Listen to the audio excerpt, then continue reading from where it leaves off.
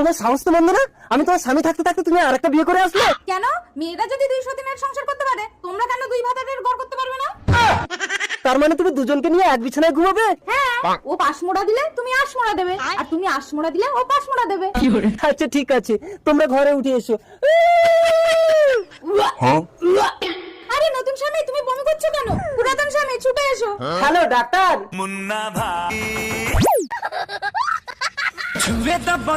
আগুরাম বাবু, আপনার স্ত্রী মা হতে চলেছে। ডাক্তারি মারাচ্ছ? পুরুষ মানুষকে চেকআপ করে মা হতে চলেছে? পুরুষ মানুষ? গা হাত পা এত নরম নরম লাগছে কেন? নরম কই দেখি। হ্যাঁ একটু মেয়ে মেয়ে লাগছে। ডাক্তার বাবু একে ছেলে করে দেওয়া যাবে? এই আমি ছেলে না মেয়ে।